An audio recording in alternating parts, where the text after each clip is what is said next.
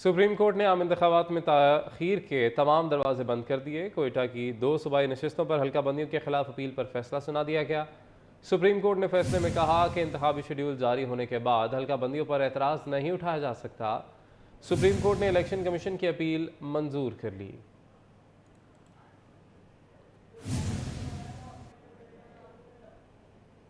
Election commission में PTI inter party इंतखाबात से मुतल्लिक फैसला महफूज समाअत कल 2 बजे तक मुलतवी कर दी गई।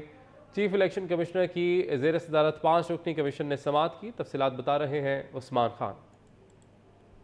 पीटीआई इंटर पार्टी इंतखाबात से मुतल्लिक आज इलेक्शन कमीशन में केस की समाअत हुई है। Chief election commissioner Sikandar Sultan Raja की सरबराही में 5 रुकनी कमीशन ने इस अहम तरीन केस की समाअत की है।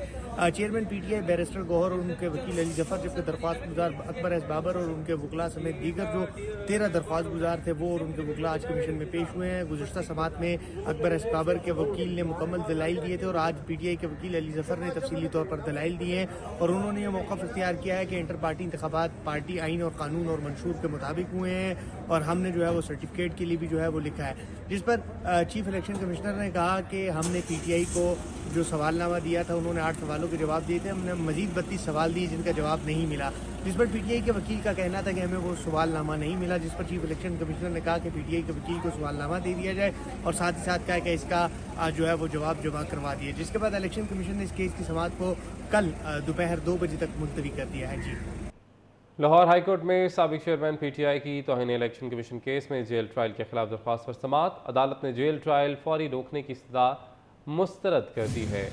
लाहौर हाईकोर्ट में साबिक चेयरमैन पीटीआई की तौहीन इलेक्शन कमीशन केस में जेल ट्रायल के खिलाफ दरख्वास्त पर समाअत हुई। अदालत ने जेल ट्रायल फौरी रोकने की इस्तदा को मुस्तरद कर दिया है।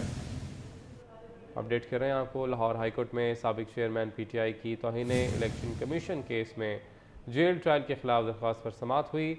अदालत ने जेल ट्रायल फौरी रोकने की इस्तदा मुस्तरद कर दी।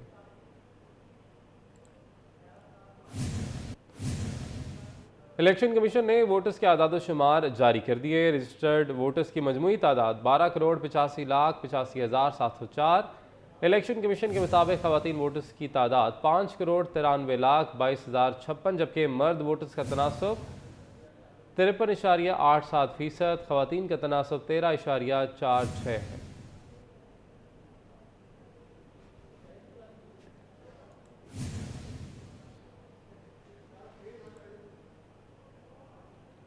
पीआईए जाली डिग्री केस की तहकीकात रोक दी गई हैं। एफआईए को पीआईए के तमाम मुकदमात फौरी ख़त्म करने का हुक्म मिल गया है। वजारत कानून ने केसेस चलाने या बंद करने का इख्तियार वजारत दाखिला की जिम्मेदारी करार दे दिया। अपडेट कर रहे हैं आपको। पीआईए जाली डिग्री केस की तहकीकात रोक दी गई हैं। एफआईए को पीआईए के तमाम मुकदमात फौरी ख़त्म करने का हुक्म मिल गया। वजारत कानून ने केसेस चलाने या बंद करने का इख्तियार वजारत दाखिला की जिम्मेदारी करार दे दिया। वज़ीर आला पंजाब से governor state bank Jamil Ahmed की मुलाकात। मौशी सूरत हाल पर तबादला ख्याल। बैंक ऑफ पंजाब और पंजाब कोऑपरेटिव बैंक के अमूर पर गुफ्तगू की गई। वज़ीर आला मोहसिन नकवी ने कहा कि किसानों को सब्सिडी और आसान कर्जे देकर ज़्यादा पैदावार का हदफ हासिल करना चाहते हैं। ज़्यादा पैदावार के लिए छोटे किसान पर माली बोझ कम से कम करना ज़रूरी है।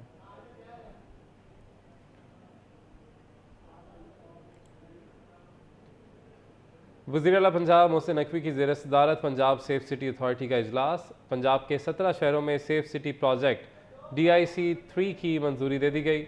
पहले मरहले में गुजरात, सियालकोट, सरगोदा, शेखपुरा में सेफ सिटी प्रोजेक्ट कायम होगा। 4 शहरों में 831 CCTV कैमरे, जबकि दूसरे मरहले में अटक, जंग, साहिवाल, बहावलपुर, रहीमिया खान में 1234 कैमरे नस्ब किए जाएंगे। तीसरे मरहले में जहलम, मरी, मियांवाली, मुजफ्फरगढ़ समेत दीगर शहरों में 500 कैमरे नस्ब किए जाएंगे। इजलास में दीगर शहरों में भी सेफ सिटी अथॉरिटी के क़याम का जायज़ा लिया गया।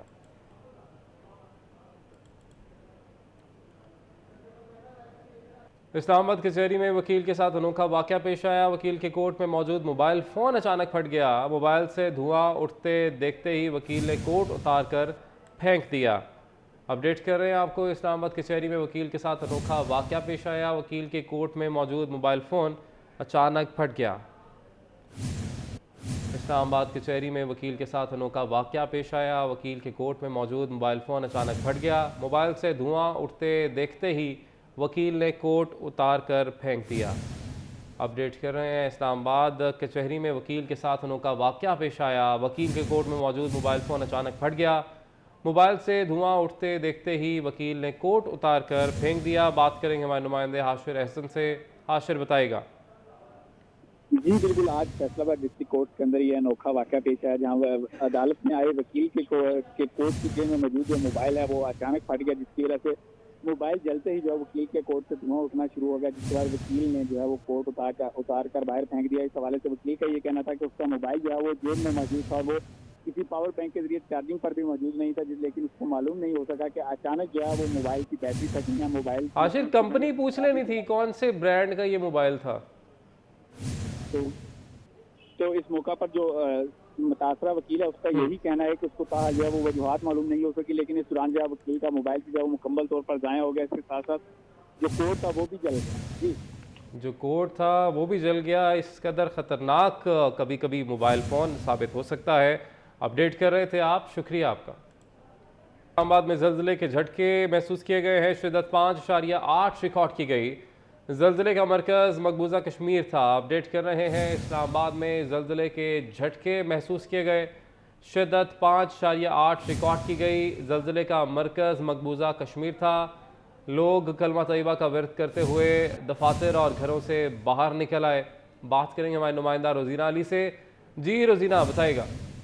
जी बिल्कुल, इस्लामाबाद में ज़लज़ले के झटके महसूस किए गए हैं और महकमा मौसमियात के ज़लज़ला पैमा मरकज़ के मुताबिक इसकी रेक्टर स्केल पर शिद्दत 5.8 रिकॉर्ड की गई है, जबकि ज़ेर ज़मीन इसकी गहराई 140 किलोमीटर रिकॉर्ड की गई है। और ज़लज़ले का जो मरकज़ है वो डोडा से मशरिक में 103 किलोमीटर के मसाफत पर मकबूजा कश्मीर में बताया जा रहा है कि ज़लज़ले का मरकज़ है। और ज़लज़ला पैमा मरकज़ के मुताबिक कि ज़ेर ज़मीन ज़लज़ले की जो ज़ेर ज़मीन गहराई है वो ज्यादा होने की वजह से फिलवक्त नुकसान नहीं हुआ है कहीं पर। अगर ज़ेर ज़मीन गहराई कम होती तो नुकसान हो सकता था। बहरहाल अभी तक कहीं से किसी नुकसान की कोई इत्तला नहीं है। जी, अभी तक नुकसान की कोई इत्तला नहीं है। अपडेट कर रही थी आप, बहुत शुक्रिया आपका। सुप्रीम कोर्ट ने आम इंतखाबात में ताख़ीर के तमाम दरवाजे बंद कर दिए। कोयटा की 2 सूबाई नशिस्तों पर हल्का बंदियों के खिलाफ अपील पर फैसला सुना दिया गया। सुप्रीम कोर्ट ने फैसले में कहा कि इंतखाबी शेड्यूल जारी होने के बाद हल्का बंदियों पर एतराज़ नहीं उठाया जा सकता। सुप्रीम कोर्ट ने इलेक्शन कमीशन की अपील मंजूर कर ली।